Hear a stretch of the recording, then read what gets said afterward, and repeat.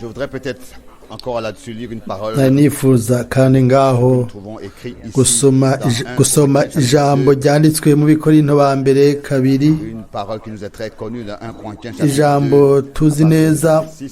Bikorinto ba mbere kabiri guhera ku murongo wa gatandatu. Paul le dit ici par Hano l'esprit, intumwa Pawulo avugishijwe na mpemu yera sagesse aravuga ati, que nous prêchons parmi les parfaits, sagesse qui n'est pas de ce siècle, yamara tuvuga ubwenge hagati mu batunganijwe rwose. de ce siècle, Amen.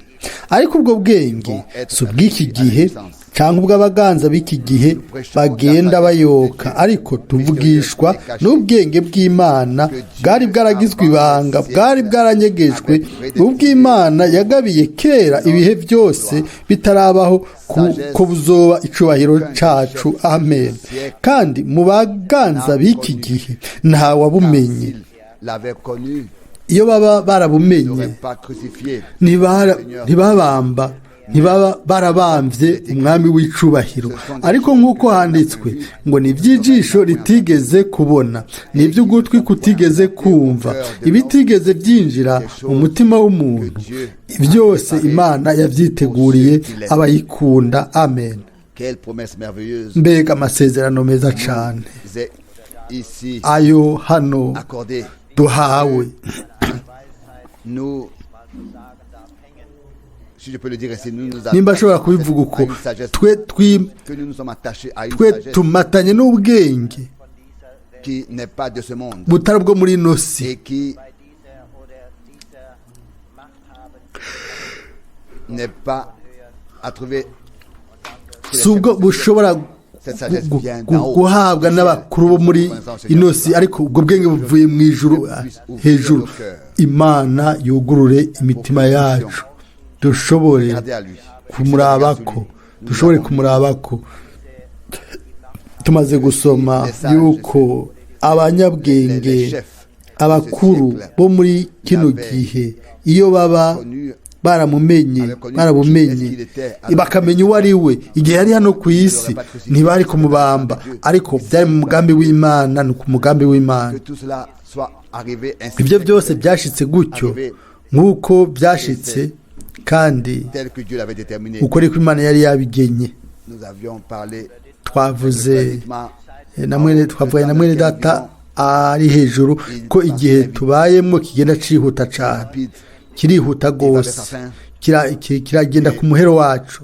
Dieu Imana nous révèle sa parole iduhishura ijambo ryayo, de voir twagira ubuntu bwo kumenya no kubona apparaîtra bientôt. yuko azoza vuba. Le Seigneur puisse nous accorder sa Umwami ashobore kutugira ubuntu bwiwe, grâce. Pas seulement que nous sachions, ntitube gusa ntitumenye ibyo gusa, ariko cyangwa twumve ibyo cyangwa tubibone, ariko imitima yacu soit prêt ibe yiteguye à aller à sa rencontre. kuza kumusanganira n'umunezero, Ça nous servirait à rien. kuko nacyo byotumarira wowe nanje kumenya ibyo bintu, kuba twarigishijwe, kuba twararose ubwo bumenyi. Oya, Ça nous apporterait rien.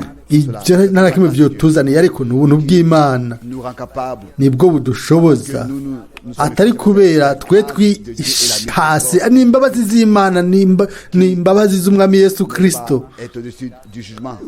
ziri hejuru, zirengera urubanza, nizo zidutegura zikadushoboza kuzogenda gusanganira Umwami. Nicyo gituma tuvuga turakoze, wakubiswe ku musaraba, warababajwe ku bwacu.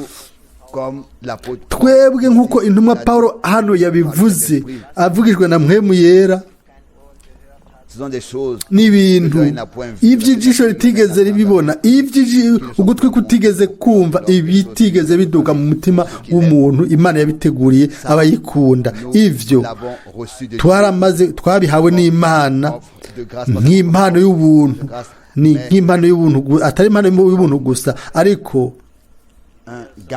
nk'ingwati, nk'ubushizi bw'amanga. Ikintu kiri mu biganza byacu, tumatanye n'ivyo, tuzoguma tumatanye n'ivyo. Nibyo tugomba gukora. Tugomba gusenga izina ryiwe, tumuzanire amashimwe ku buntu n'ubwizigirwa ibyo yaduhaye. Reka tuze gushimira Umwami. Nagomba gusaba nimba bene data bakeyi bashimira Umwami ku buntu bwiwe n'ubwizigirwa. Turahaguruka kugira ngo dusenge. Uratubona mana uzi imitima yacu, urazi inyota yacu, urazi ibituma byo mu mutima wacu. Oh mana, ikidukora ko tuza gukorana hano, mwami utugirire ubuntu bwawe, dushobore kugura imitima yacu kugira ngo ijambo ryawe, imbuto y'igiciro igwe mu mitima yacu, maze itange ivyamwa vyaryo, maze iyo mbuto y'igiciro isohoke, iguhe ubwiza, utugire ubuntu, ivyamwa biboneke muri twebwe nk'uko imbuto iri. Utugire ubuntu twakira ijambo ryawe nk'uko uriduha, uduhezagire mwami, uhezagire iminwa uza kuvugisha, uyisiga amavuta iyo ugomba gukoresha. Hagire ikintu na kimwe gikoreka mwami, turagusavye wewe utange umuhemu wawe mwiza mwami, ushobore guhishura ukugomba kwawe iminsi yose ukundi gusha hagati yacu, mu mitima yacu, mu buzima bwacu. O mana, uhishure mwami Yesu Kristo, wihishure wowe ubwawe, dushobore kukubona igihe cyose imbere yacu, tugushime, tugushire hejuru, dushobore muri wewe kukurondera mu ijambo ryawe. Iryo tumaze kumva mwami, ijambo ryawe n'ubuzima n'ukuri mwami Yesu Kristo. Turagushimiye rero gutyo mwami, yuko we muri wewe no mu ijambo ryawe twarose ubwenge buvuye mu ijuru. O mana yanje, mwami wanje, ndagusavye mwami, ndagusavye uhezagire ubwoko bwawe ku mpera zine z'isi mwami. Urabona kandi urazi umwe wese mwami, umwe wese n'uwundi yewe yari kwifuza kuba hano ariko ntiyashoboye kuhashika hagati yacu, ariko turazi ko ubera hose rimwe mwami, urishura hose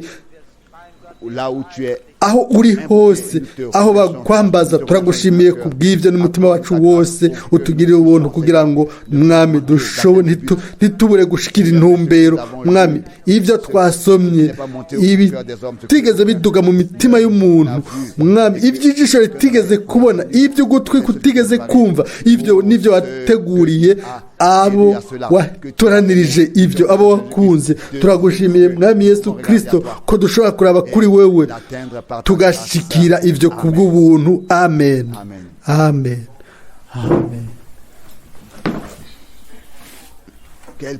Mbega amahirwe, turagushimiye ukundi gusha, turavuze tuti mbega amahirwe kuba twateranye twumva ijambo ry'Imana mu izina ry'umwami, ngo twumve ibyo afise atubwira kandi tubyizere, twizere ijambo ryiwe, ntihagire ico twongerako kandi ntihagire ico dusobanura dusigura, ariko turindire gushikaho isaha y'Imana igera, ibyo bihimbara umwami abikore, akore ico yasezeranye. N'ubuntu butoshobora kuvugwa, guharura abantu gushika kumpera bazoshishikara, kuko ushishikara gushika kumpera uwo niwe azokwambika igitsibo, si ntango,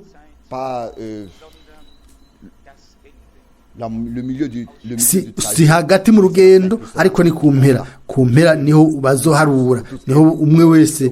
Paulo yandikira ab'Ikorinto ati uja mu ihigano ariyambura ibintu byose byo muremera, ibintu byose byo muremera bikamutuma adashikira intumbero, aravyambura. Turashimira Imana kubw'ijambo ryayo muri kino gihe, turashima kubwo guhishurwa kw'ijambo ryiwe no kugomba kwiwe n'izina ryiwe. Turashima kubwo abantu n'abanyateolojiya n'abigisha, abigisha bo mu mashuri ya Bibiliya, ibyo batashobora gutahura, ibyo batashobora kuzana, Imana yabiduhaye kubw'ubuntu bwayo. Amen. Yafashe umuntu aciye bugufi mu baciye bugufi, ahishura ijambo ry'ububasha ry'ubwiza mu burunganwe bwose, yashizeho umuco, ahishurira ba bandi s'estiment comme des enfants. bibwira bameze nk'abana mu nyongahimana, atari ba bandi bazana ubwenge bwabo iburyo n'ibubafu, ariko abaza nk'inzabya zigaragara mu nyongahimana ataco bafise. Ils seront toujours de nouveau. Imisi yose bazokwama buzuzwa. Hari umwe sinzi mwene data yavuga ngo nta gikorane kibaho, ico gikorane D'une manière ou d'une autre, mu buryo ubwo ari bwo nous ne bwose serions pas bénis. tutoba twahesagiwe. Nta gikorane kibaho aho umwami Ne parle pas avec nous. atavugana natwe. Ça ne doit pas toujours être. Imisi yose ntibigomba kuba, Ça ne doit pas toujours toucher chacun de ntibigomba la même kuba manière. gukora ku muntu mu buryo bumwe.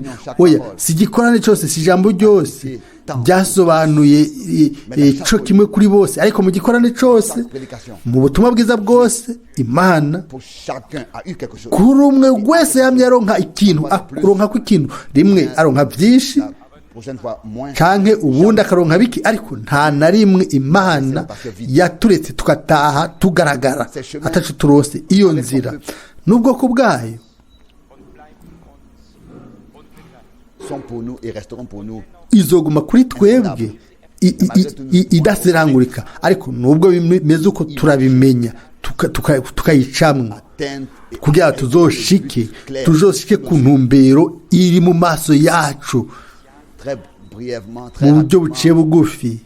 cette année sera derrière nous. Umwaka ugira uje inyuma yacu, Regardons dans le futur turaba muri kazoza et nous nous posons. tukibaza ikibazo, mbega kazoza kazotuzanira iki? Mais nous sommes consolés. Ariko turahumurizwa, dufise ubushizi bw'amanga, si twe twabiteguye, Mais que Dieu, ariko Imana imaze gutegura byose. Amen.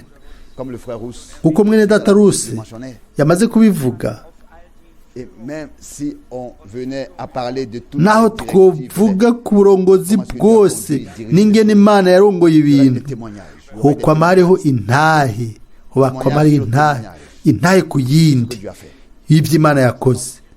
il n'y a même pas 14 jours d'ici, Nta misi 14 yari bwahere nari nicaye i New York un frère ensemble hamwe turi kumwe na mwene data, qui n'est même pas dans le message. atari no mu butumwa, atari no mu butumwa, ariko arandika arabaza. Je crois qu'il avait écouté 3 prédications. Nibaza ko yari imaze kumva ubutumwa bwiza nka butatu, aravuga ati mwene data Frank, nari nifuza Que tu puisses venir à New York. kuza ko woza i New York Et si dans toutes les églises, Kandi- j'aimerais que tu puisses venir ukaza mu mashengero yose, et parler dans toutes ces églises avec qui j'ai ukavuga muri ayo mashengero yose nkayarondera. Ati hama arambwira ati nagomba yuko woza no muri qui Jamaica. disait Jamaïque. Igihe yavuga Tu Jamaica, rappelais naciye nibuka ikiganiro nagiranye Londres avec un évêque i Londres n'umu eveke avant i Croydon i Londres. et Imbere yuko nshika i Londres, uwo mu eveke yarambwira ati i Londres, naciye ndabyibuka dans la prédication ngo umutumwa bwiza wavuze William Branham, atego nabivuze, aravuga ati jewe kiriya gihe nari i Kingston i Jamaica, sinari bwigere imbere canke inyuma numva umuntu w'Imana nk'uwo.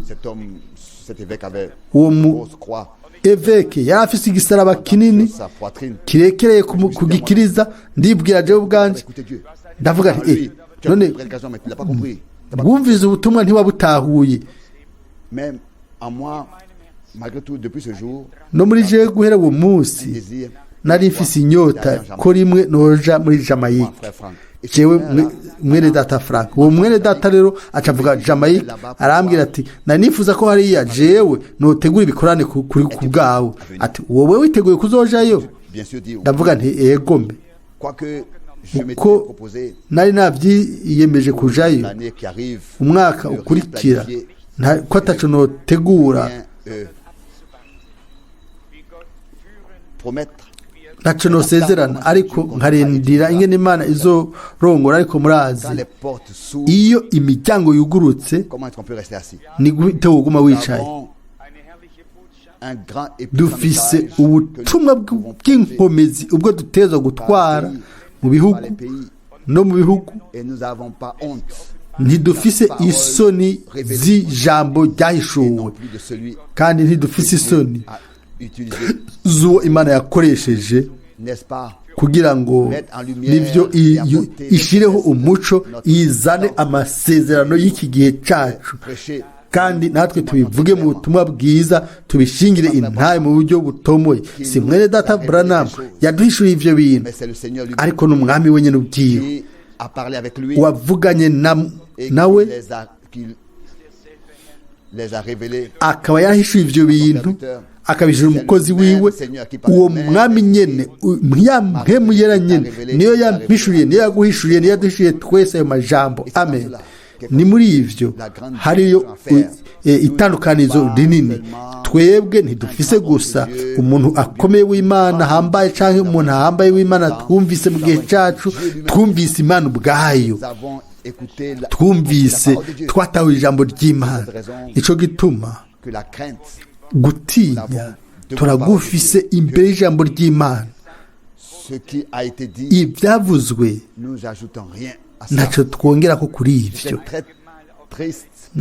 Narababaye kenshi mu rugendo rwanje rwa nyuma muri Australia, kuko narahavye mu buryo buciye bugufi mbona ingene hari abantu bibwira ngo barizera, ndaba ingene bakora mu butumwa. Hariho rero igihe mwene data ya Ederi yavuga ati, mwene data Frank niwibaze, kubera uburongozi ubu n'ubu bwizera ngo bihuye n'ivyashara hana 10 umwami yaragarutse ngo rero ntihakiri isezerano ariko ubu ry'amaraso, ariko ubu ni ijambo, maze ngo barafise muri gahunda zabo nta ndirimbo bagifise. Ahantu hose baririmba amaraso, izo ndirimbo ntaco bakivuga, amaraso nta gaciro agifise. Mbega ni gute abantu bashobora kuzimira gushika kumpera? Ubutumwa bwa nyuma buzokwama bufise igiciro. Hari ubutumwa bwiza bumwe, ni ubutumwa bwiza bwa Yesu Kristo. Nta na rimwe hazokwigera haba ubundi butumwa inyuma y'ubwo butumwa, ubwo twarazwe, ubwo twahawe n'umwami ubwiwe n'intumwa. Ni neza neza ubwo butumwa nyene bwuzuye ukundi gusha, nibwo twakirijwemwo umuco. Gushika nivyo, gushika ku mpera y'umwaka nzotegerezwa guhigisha mbaze ni hahe umwami. Buradamu yavuze ngo umwami yaragarutse. Yego, je nagomba yuko mu butumwa bwiza bwo 56 yavuze ngo turarindiriye ubwo k'umwami. None ni gute abantu bashobora gufata iyo murongo bakawusobanura nabi, bakawutondeka nabi, mbere ikirenze ko bakawuremeka umuhanuzi w'ukuri? Ariko ibi bizotegezwa kumenyekana. Turi mu gihe c'abasazi, abantu baratakaje intumbero kuko bateye umugongo ijambo ry'Imana. Nta numwe yibwira yuko ibyo arimo ari amakosa. Ego, iyo bateye umugongo ijambo ry'Imana, ibyanditswe vyera, bashobora no kuvuga Musa n'abahanuzi bose, ariko uburongozi bwabo sibwo. Imana itugirira ubuntu bwayo mu guca bugufi kose, hamwe n'umutima ushima, twakire, twizere ijambo ry'Imana. Mu gihe mwene data Rusi ejo yazana amasengesho ya nyuma imbere y'intebe y'Imana y'ubuntu, ibyo byankoze ko ivyavuzwe. Muracafise kandi ayo majambo mu mutima wanyu, ivyavuzwe. Nanje ubwanje naribajije ikibazo, nanje ndagomba kwibaza ikibazo, ndababaza ikibazo mwese.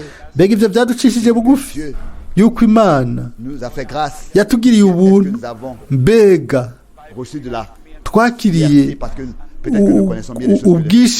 ubwishime canke kubera tuzi gusumba abandi? Imana twereke imbibi, iduhe umutima uciye bugufi ariko wuzuye amashimwe.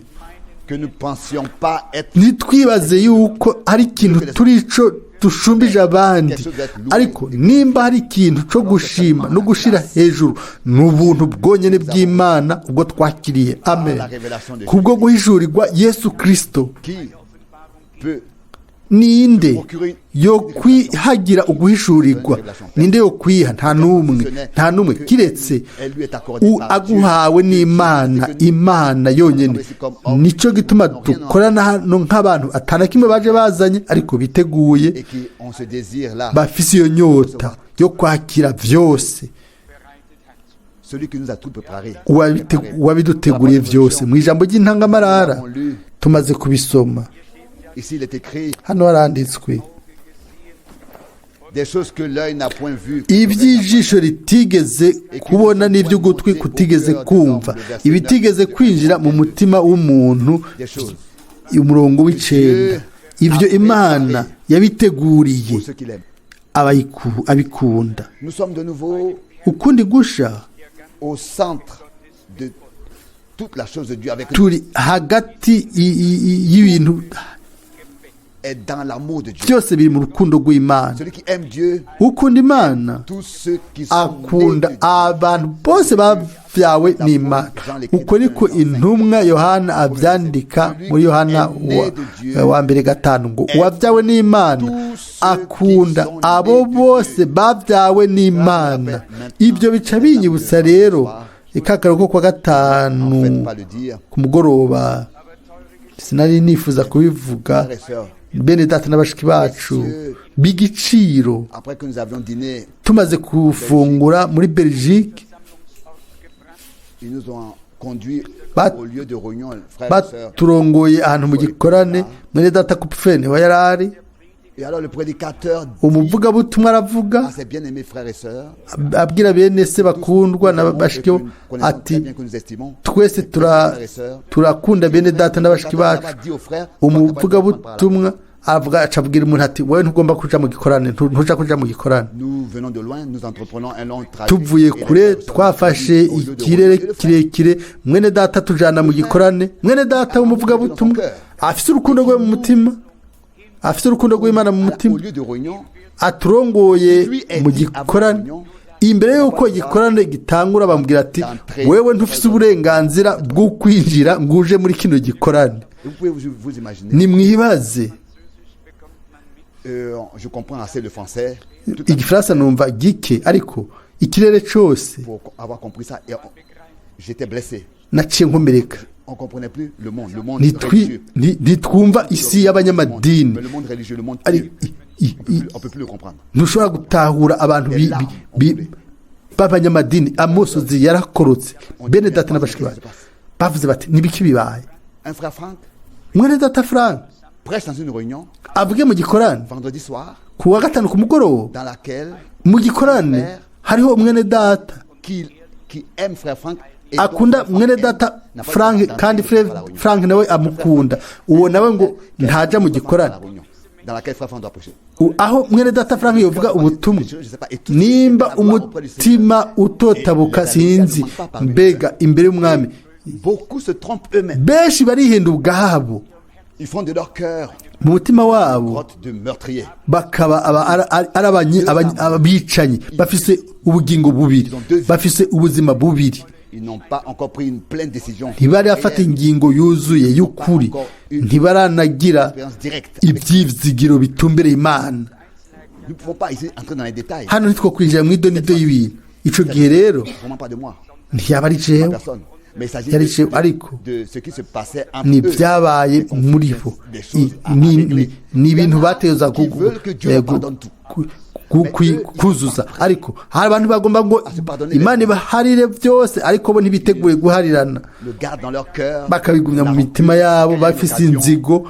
Iyo habaye akaryo ikiri mu mutima kikaca kiseseka kikagaruka. Dutegerezwa guharira gute? Nk'uko Imana yaduhariye muri Kristo, ni ukuvuga burundu. Nimba Imana yaribagiye, natwe twibagire, kuko handitswe ngo Imana ntishobora kwibuka ko twigeze gukora ibyaha, kandi ntishobora kubyibuka. Natwe ntitusubire kwibuka, ntitwibuke, natwe twibagire. maze niba hari ikintu coba carabaye twizeye ko imana yagihariye natwe duharire. Hano igihe twasoma vyerekeye ubwenge naciye nibaza ko aya majambo yo muri Yakobo hano mu Bikorinto haranditse ku murongo w'indwi, ariko tuvugishwa n'ubwenge bw'Imana bwari bwaragizwe ibanga, bwari bwaranyegejwe. Ubwenge bw'Imana n'ubw'ibanga buranyegejwe, ariko ivyo vyari byaranyegejwe, ivyo nivyo byateza guhishurwa. Yakobo avuga ubwo bwenge bw'Imana, ubwo bwenge buvuye ku Mana mu gice ca 3 umurongo wa 17. Yakobo 3:17. Ariko ubwenge buva mu ijuru, ijya mbere buratunganye. Amen. Ijya mbere buratunganye. Yakobo 3.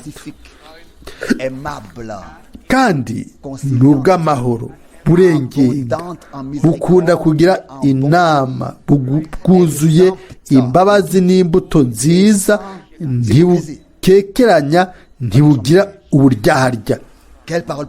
Mbega ijambo ry'ububasha!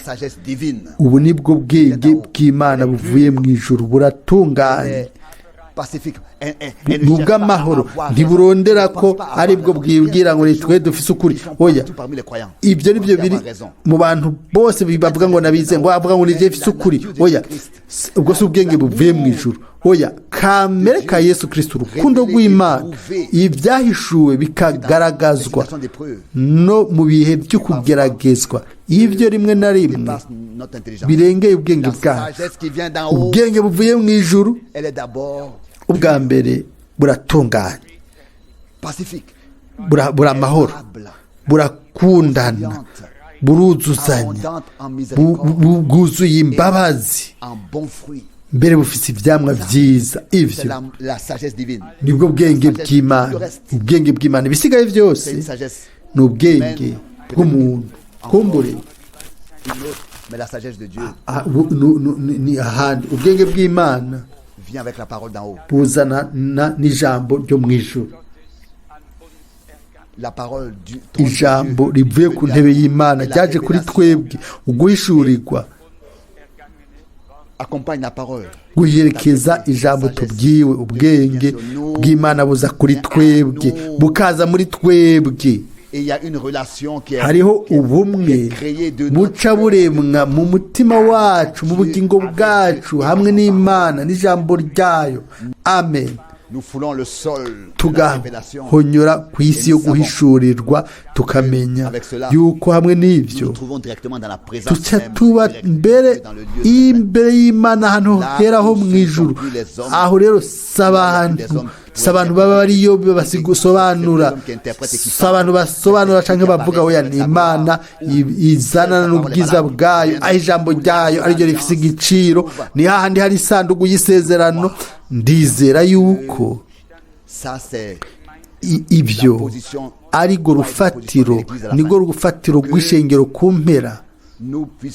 Dushobore mu nyonga h'Imana kubona ikibanza cacu. Ubwenge bw'Imana, ubwenge bw'Imana ubwayo, guhishurirwa ijambo ry'Imana, uhishurirwa na mpwemu w'Imana, uguhishurirwa ukugaragara ububasha bw'Imana bwitegembye, mutagiramwo ugukekeranya, ataburyarya burimwo. Oya, atari mu maso habiri, atari indimi zibiri, atari ubuzima bubiri, ururimi rumwe, ururimi rw'Imana, ururimi rw'ivyanditswe vyera. Ivyo tubihabwa n'ubuntu bw'Imana. Kuri Petero wa mbere mu gice ca mbere turasoma murongo wa 12. Petero wa mbere igice ca mbere 12. Il leur fut révélé que par leur ministère, kandi bahishurirwa yuko atari bo bavyikorera, ariko ko ari mwebwe babikorera. Nivyo none mumaze kubarirwa n'abababwiye ubutumwa bwiza bavugishijwe,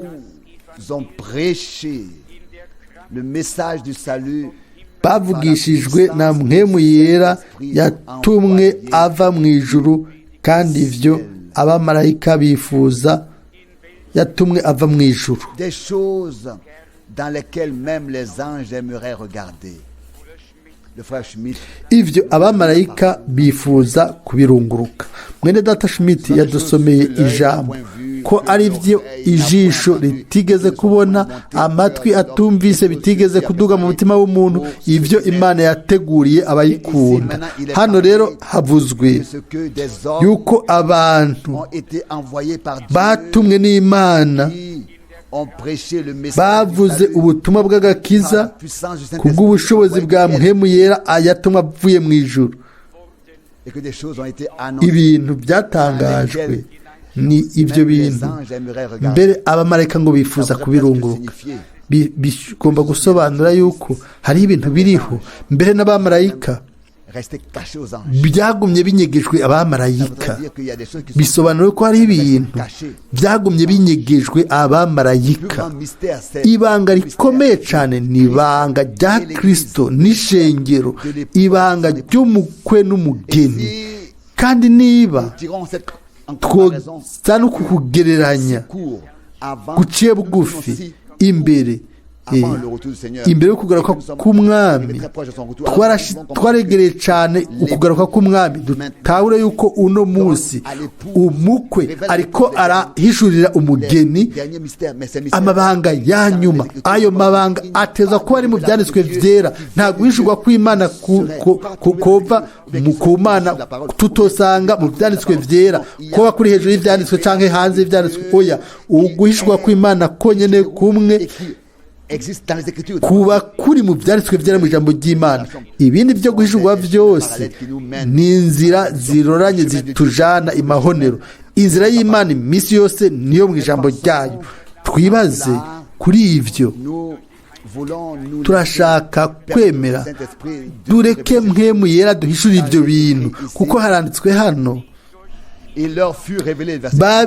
ku murongo wa 12, kandi bahishurirwa yuko atari bo babyikorera, ariko ko ari mwebwe babikorera. Bakoreka ibyo bintu mbere, ibyo mwamaze kubwirwa n'abantu abababwiye ubutumwa bwiza bavugishijwe na Mpwemu Yera yatumwe ava mu ijuru. Kandi ibyo bintu abamarayika bifuza kubirunguruka. Amen. Nk'uko Imana mu isezerano rya kera yakoresheje abahanuzi, yaza kuribona Mpwemu wayo akabaha, akabereka ukwerekwa, akabahishurira ijambo ryiwe, akaba uguhishurirwa n'Imana bakabironka. Uko ni ku mwami mu isezerano rishasha yaremeye wa Mpwemu nyene aza ku ntumwa kugira ngo ijambo ry'ubuvugishwa, umugambi w'Imana wari waragenywe, wari warateguwe, bihishurirwe ubwoko bw'Imana mu muco wose, mu kuri kose. Mu ico gihe byategezwa gusohora. Mbega kuba ikintu cohindura ivyo? Nta na kimwe. Nimba uno munsi turi mu mugambi bw'Imana, aho rero uno munsi izangero nyene ziracafise igiciro. Umwe wese ntakora ico agomba mu bwambi bw'Imana. Aho rero babara abantu, n'abantu Imana yagenye ubwayo ngo batangaze ubutumwa bwiza bidahuye n'umuntu, ariko mu bushobozi, kubw'ubushobozi bwa Mpwemu Yera. Ubwo bushobozi ntibuza buvuye, ntibyerekanwa n'abantu bavuga ijambo ry'Imana. Oya, ubwo bushobozi buza buvuye mu ijuru. Ariko abumva ijambo ry'Imana n'akanwa kemewe kagatumwa kuvuga, bakaza kumva ijambo ry'Imana n'ubushobozi bw'Imana, bakirwishurwa n'Imana, bakigishwa n'Imana. Nta muntu n'umwe aba akeneye gusubira kubigisha, bigishwa n'Imana. Iryo jambo rirahambaye hano muri Petero wa mbere 12. Nk'uko byari biri ku ishengero rya mbere, hariho abantu bakira ijambo ry'Imana barihishuriwe n'Imana, rihishuwe kandi rishingiye mu buvugishwa n'iryo jambo. N'abamarayika nabo by'ukuri barifuza kubirunguruka. Imana muri kino gihe yakoze ku buryo bigomba kumera nk'uko nyene, ntibabe abantu bazana ubwenge bwahabo. bagomba kubohereza ubundi abandi insobanuro zabo. Oya, abe umuhamagaro w'Imana ko ubutumwa bwiza bwa Yesu Kristo bugomba kuvugwa mu mwuzuzo wabwo wose. Tuzoba duhiriwe nimba Muhemu w'Imana ashobora kuza kuri twebwe akaduhishurira ibyo bintu, ego akatwinjiza muri ibyo bintu mu bw'ibwina bw'amabanga y'Imana, ibintu mbere abamarayika nabo bifuza kuraba. Nimurabe ko ibi navyo bishoboka yuko abantu bizera, abantu bumvise ijambo ry'Imana, kubwo abo bantu bari bahamagawe no mu ijuru bakambikwa ububasha bwa mpemu yera, bakiriye uguhishurirwa kuvuye mu ijuru yuko ibyo bintu bitangajwe mbere ngo abamarayika barifuza kubiraba. Mbega ibintu biducisha bugufi turi iki? Ndabasomere hano ibyo turi muri uyu Petero nyene, hano muri Petero wa mbere mu gice ca mbere. Hano haranditse guhera ku murongo wa 24, kumbure ngaha murongo wa 23 na 24, kuko mwavyawe ubwa kabiri mutavyawe n'imbuto ibora, ariko muvyawe n'imbuto itabora, mubiheshejwe n'ijambo ry'Imana ririho rigahoraho. Amen. Kuko umubiri, abafise umubiri bose basa n'ivyatsi, ubwiza bwabo bwose bumeze nk'amashugwe y'ivyatsi. Ivyatsi biruma, amashugwe agahunguruka, ariko ijambo ry'Umwami ryama ibihe bidashira. Kandi iryo jambo, kandi iryo jambo niryo jambo ry'ubutumwa bwiza mwabwiwe nk'agakiza. Nta bundi butumwa bwiza buriho iruhande y'ibyavuzwe, ubwavuzwe ku ntango. Turizera yuko ubutumwa bw'ubuvugishwa mu runganwe rwacu bwagumye mu mbibe z'ijambo ry'Imana. Umuntu yogerageza kuzana ibintu ukundi ntaratahura umuhamagaro w'Imana n'umugambi w'Imana. Ibintu byose biruma. Mbega umuntu niki? Umuntu ameze nk'icugwe ryo ku musozi, riruma rigahunguruka. Nitwibaze imbere y'amaso yacu yuko ubuzima bwacu ari bugufi cyane, ni nk'umwuka. Imana isaba yuko dusaba Umwami ahezagira ubuzima bwacu bugufi, ibiganza, ibirenge byacu, umunwa, ubuzima bwose bije mu gikorwa c'Umwami, kuko abari n'umubiri bose ni nk'ibyatsi, n'ubwiza bwabo ni nk'ubw'amashugwe. Ni muri aba bantu iruhande yacu abatuvuyeho. Raba inyuma y'iminsi 3 hamera gute? Ahinduka gute? Co kimwe niko bimeze kumwe nawe nanje, Umwami natanyaruka. Mbega habiki? Mbega ubuzima bwose bwaba bwaramaze iki? Bwaba bwamaze iki iminsi yose ko wowe wovuga ngo ni jewe mfise ukuri? Tutaba twabaye umugisha ku bandi. Ubuzima Imana idashoboye guhezagira bwabayeho ubusa.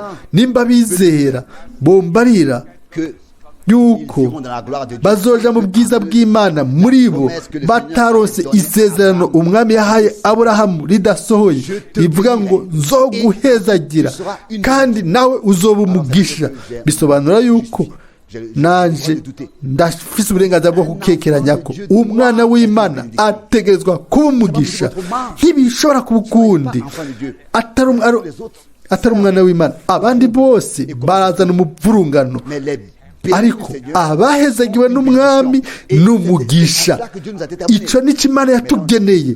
Aho rero naho tumenye, dutahure yuko turi abantu bibagira kandi b'intege nke. turi amashugwe turakura tugashuriza hama tukagwa ariko tuzojana mu bwiza ibyo twahawe n'Imana.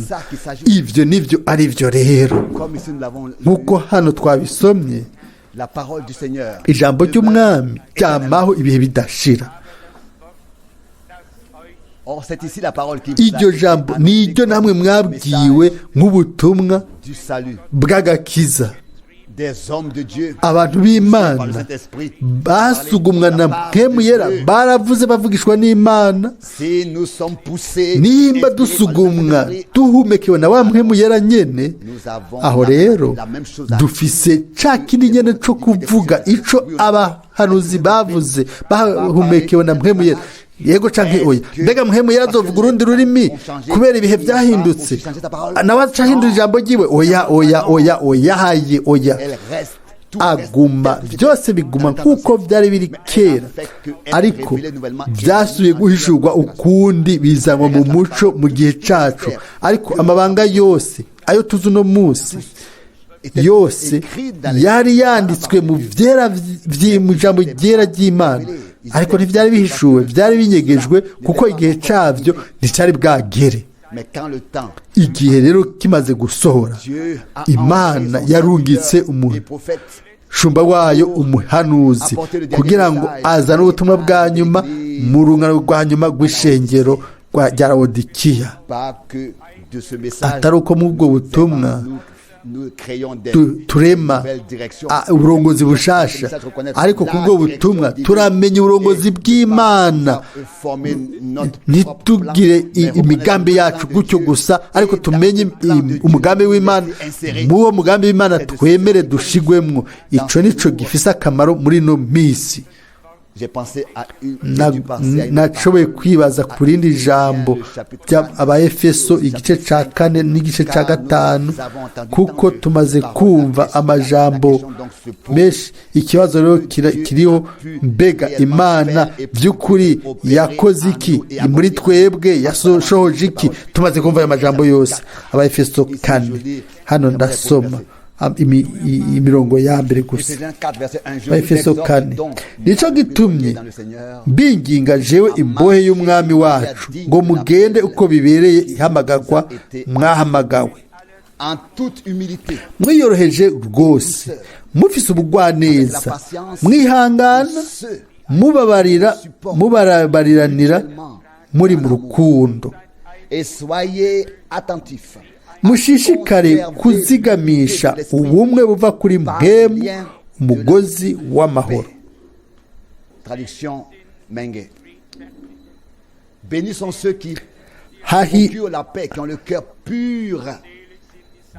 Hahiriwe abazana amahoro, abafise umutima utanduye. Hahiriwe abagwaneza.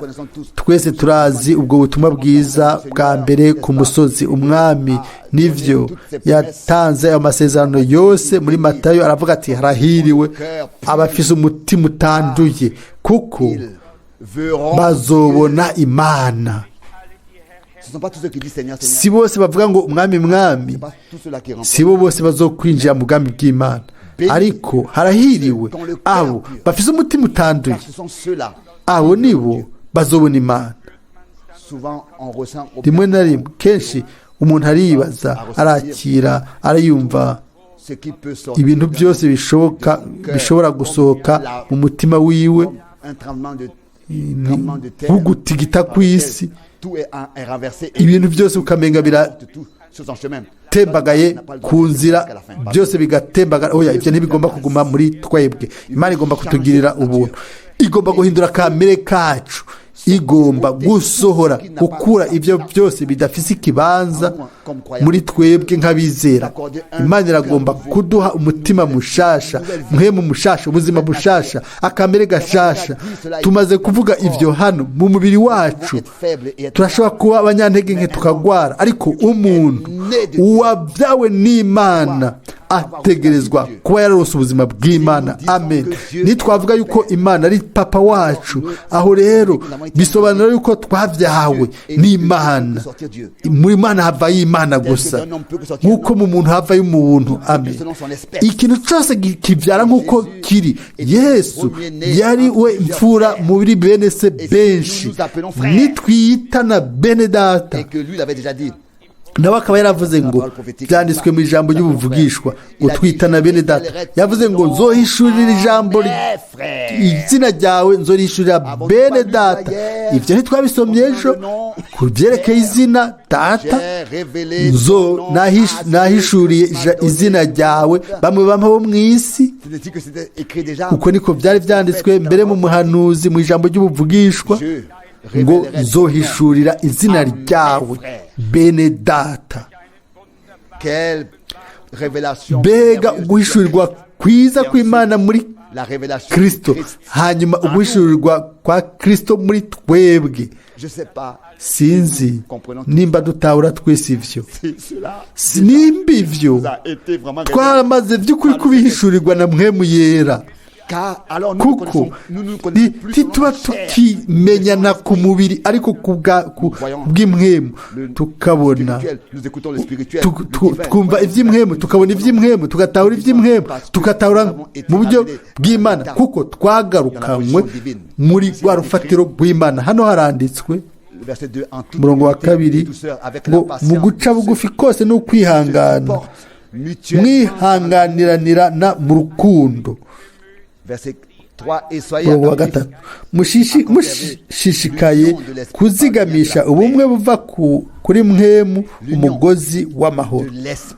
Umugozi wa Mpwemu, turazi yuko Mpwemu w'Imana abohera hamwe, arabunga, arongora ibintu hamwe.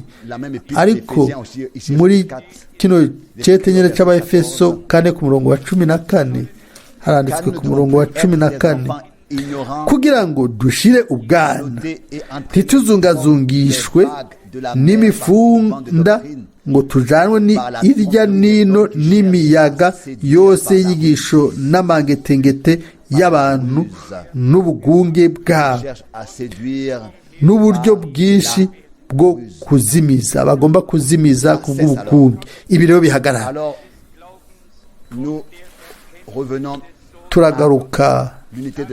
Turagarutse mu bumwe bwa Mpwemu n'ukwizera, aho rero tukigishwa n'Imana ubwayo,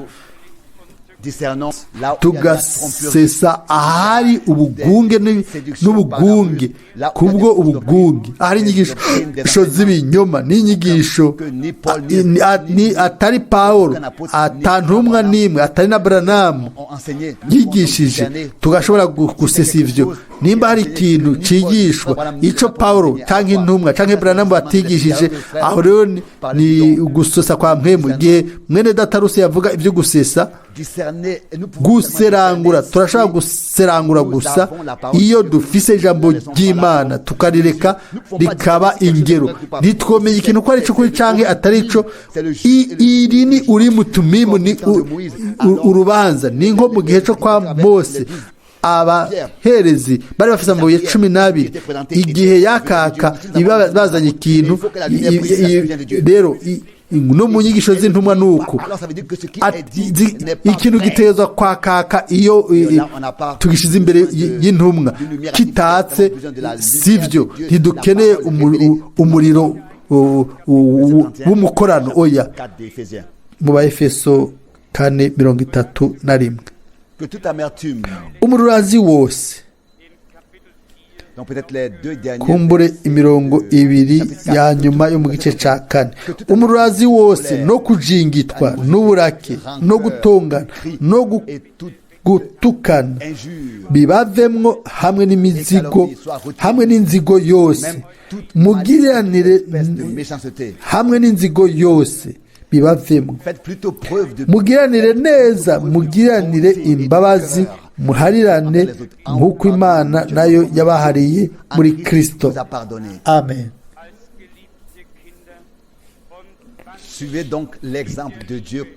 Nuko mwigana Imana nk'abana ikunda, kandi mugendere mu rukundo nk'uko Kristo nawe yabakunze akatwigura akatubera ishikanwa n'ikimazi bihabwa Imana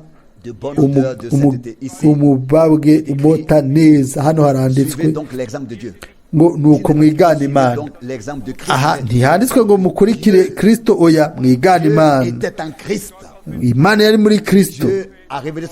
Imana yahishuye urukundo rwayo n'ubuntu bwayo muri Yesu Kristo umwami wacu.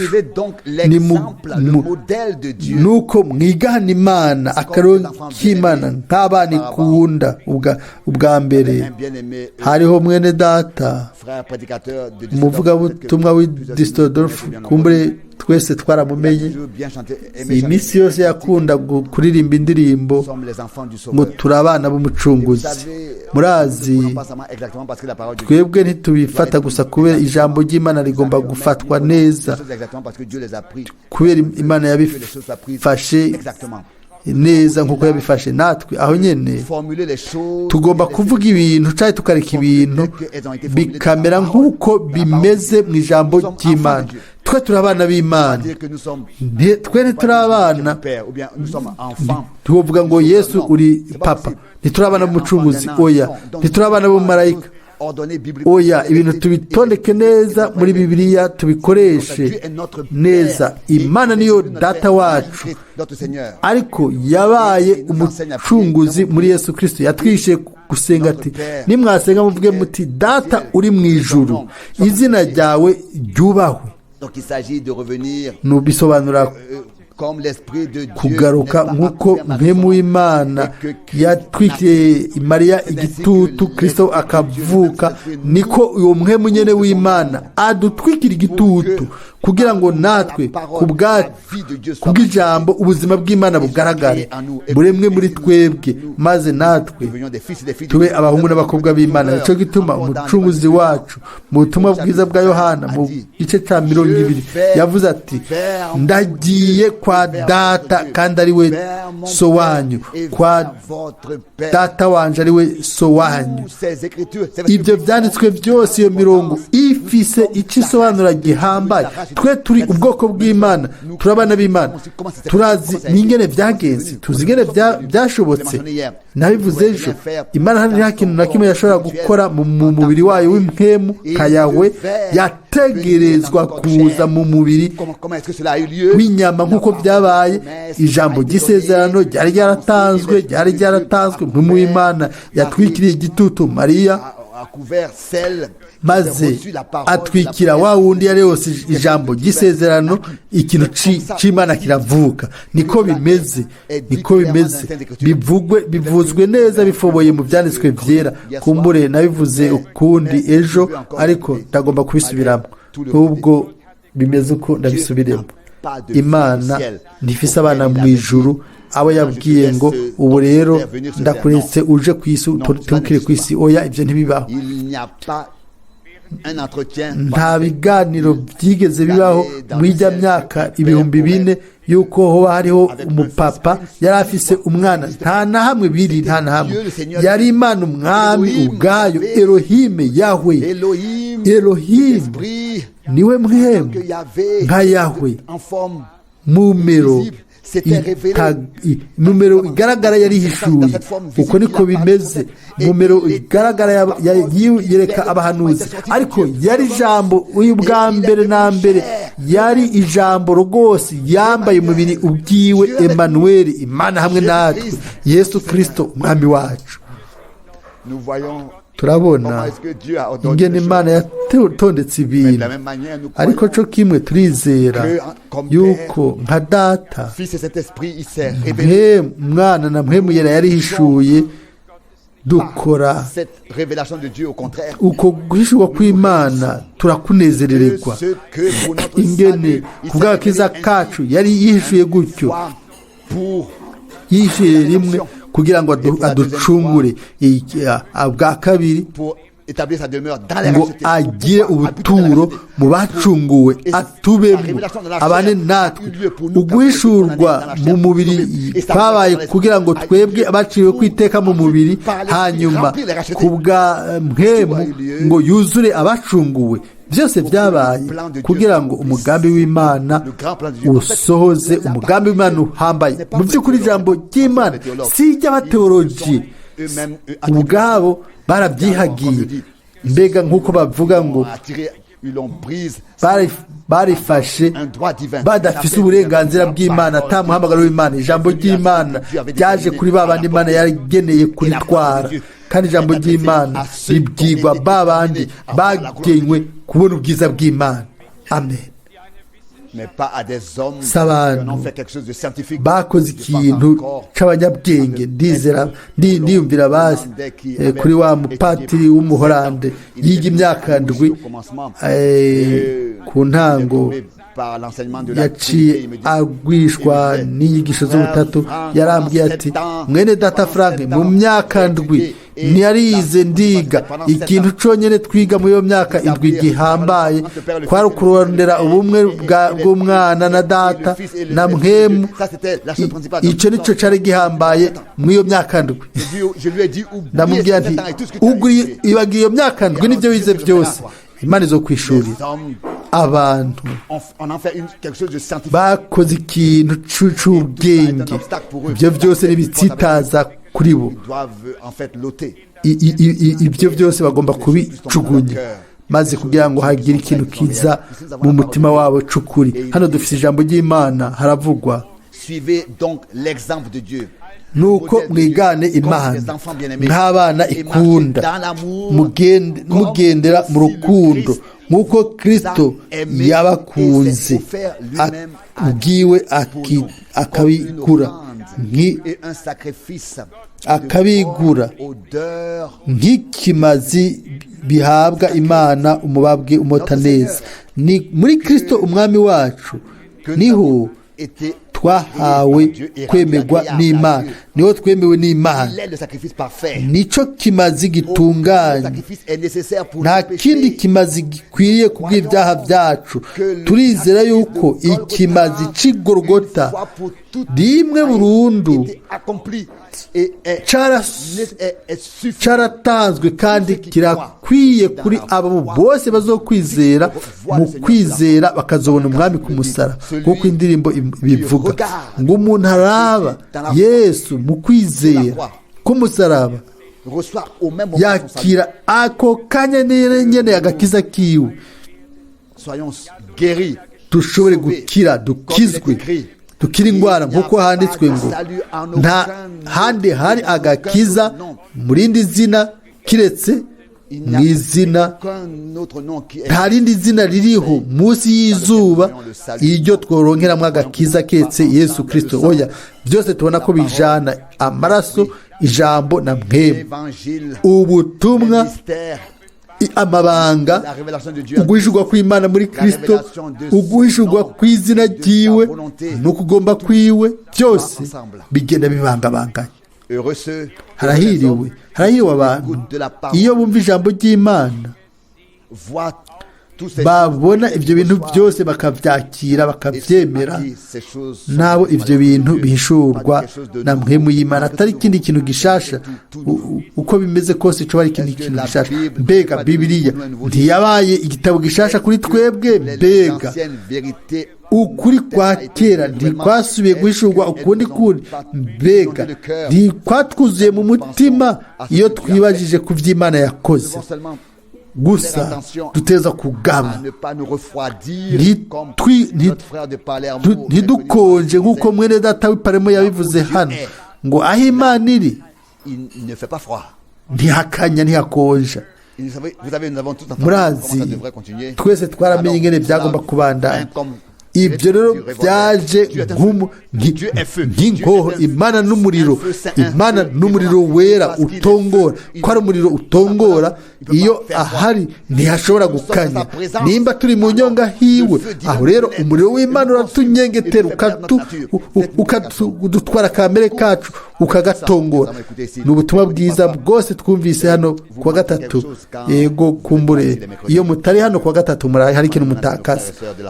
Rwose ndavuga abo muishe koraniro y'akarambi, kumbura igihe kizogaruka aho tutazoshobora no gusubira kurindira yuko hazi igikorane by'ukuri twihutisha yuko nk'uko handitswe ngo naranezerewe igihe bambara ngo tuje mu nzu y'uhoraho, tunezerwe iyo tuje mu nzu y'umwami.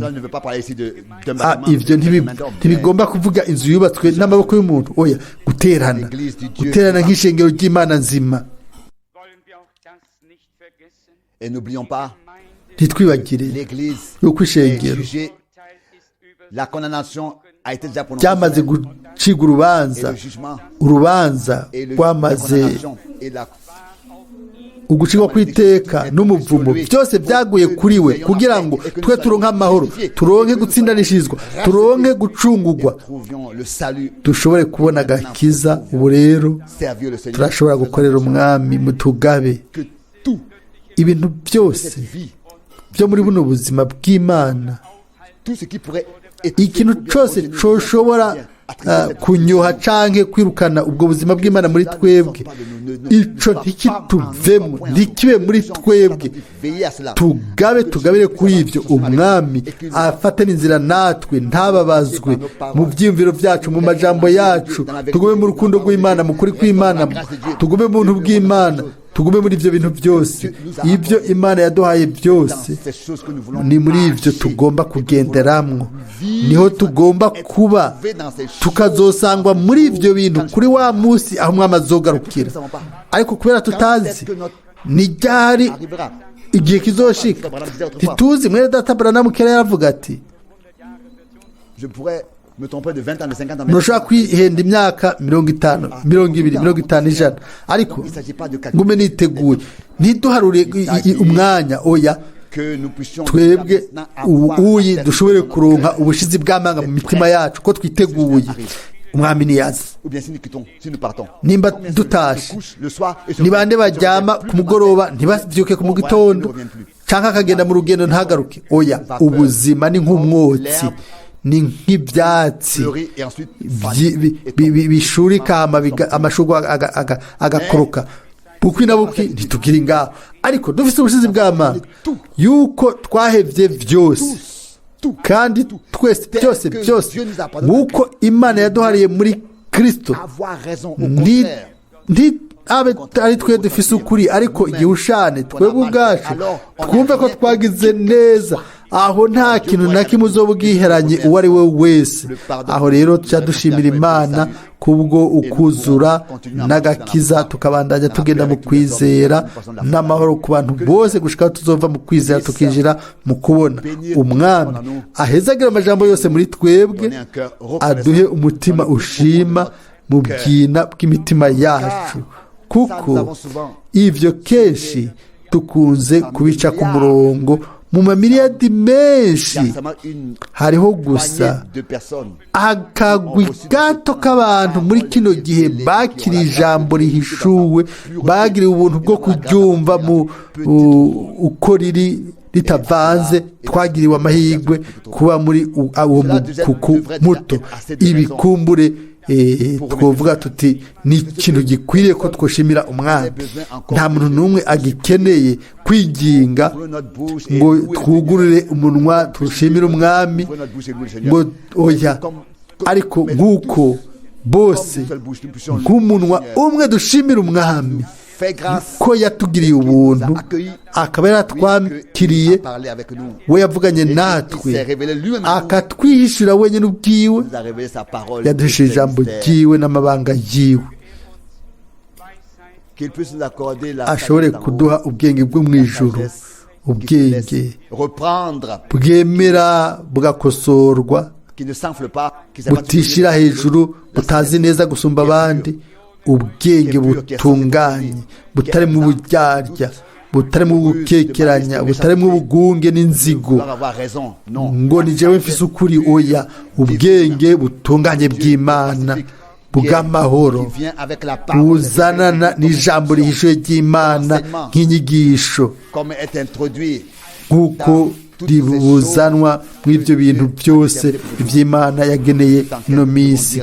Mbega aho tuhavuge kwiki, twoshobora gusa kuvuga tuti urakoze Mana, tuti mwami, twebwe turi nk'abantu barota ariko ntiturota, turi iby'ukuri yego turikanguye kandi twumvise umuhamagaro wa nyuma waradukanguye tugomba guhagarara duhagaze imbere y'umwami tuzogume turabizigirwa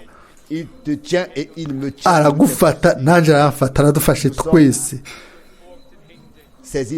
twafashwe n'ibiganza byiwe turi mu biganza byiwe twanditswe mu biganza byiwe tuzoguma mu biganza byiwe gushikaho tuzova mu kwizera tukaja mu kubona umwami ahabwa amashimwe amen duhaguruke dushimire imana data wo mu ijuru umutima wacu wose turagushimiye kubw'amahirwe manini ayo dufise yo kuba mu izina ryawe mu nyonga hawe iyo twumva ijambo ryawe twateranye mwami mukundwa ijambo ryawe ni ritoto ririzima rirakarishe cyane gusumba inkota y'ubugi bubiri riranyengetera riratandukanya byose ibitava kuri wewe riduha byose ibyo waduhaye muri Yesu Kristo umwami wacu mana yizigiwe ibintu abahanuzi barabyiyumvira ariko twewe turabibona tubibona imbere y'amaso yacu bisohora ibintu mbere n'intumwa zari zaranditse zaravuze twe turabibona imbere y'amaso yacu mwami mana yacu wasubiye ku bahanuzi bose n'intumwa ariko ijambo ryawe twararigumanye ubuntu bwawe twarabugumanye aleluya turagushimiye ku bw'ibyo twemere twese utwakire twese mana ureme ikintu gishasha ureme ibyo byose kubw'ubushobozi bw'amaraso yawe ubikore kubw'ubushobozi bwa mpwemu wawe n'ububasha bw'ijambo ryawe muri twebwe twese ijambo ryawe iherekezwe n'ubwenge bwawe ibyo nibyo ari byo mwami kuko no guhishurwa kwa mpwemu mana yanje twese hamwe turagushimiye kubw'amahirwe ayo dufise yo kuba twarumvise ubutumwa ntacyo twongeye ko nta na kimwe twakuye ko turindire twihanganye dushishikare gushikaho uzosohora byose ibyo wasezeranye uhezagire natwe ubwoko bwawe mu mwuzuzo wose mu gusenga uhezagire Isirayeli uhezagire ishengero ryawe uhezagire umugeni w'umwagazi mwami mukundwa wewe mukwe w'ubugingo bwacu mbega urukundo rungana gutuvugana natwe ga mwami turagushimiye ku bw'ibyo turagushize mu biganza byose ibyo byose abo bose badutahura nabi turagusenga kuri ibyo byose kuri abo bose bagenda bahonyanga izina ryacu ndabikwingize ubagirire ubuntu ntibazi ibyo bavuga ntibazi yuko ururimi rwabo rwadometswe na gehonomu n'ikuzimu ntibazi neza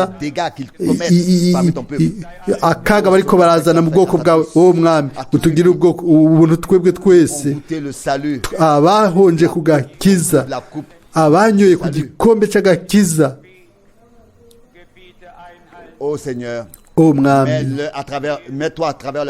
wewe uje mu nzira utegeka ibyo bintu bihagarare umwe wese mwami aba imbere yawe ugaruke hagati yacu mwami ubutumwa bwawe bwiza ntibuzanywe gusa ngo bwumvirizwe mu majambo ariko mu bubasha umwe wese agiremo umwimenyerezo turindira ibyo bintu kandi turizeye yuko ibyo bizosohora kandi turagushimiye mu mitima yacu yose ku buntu bwawe bwinshi gushika uno munsi ubwo watugiriye ubwo conduira jusqu'au but.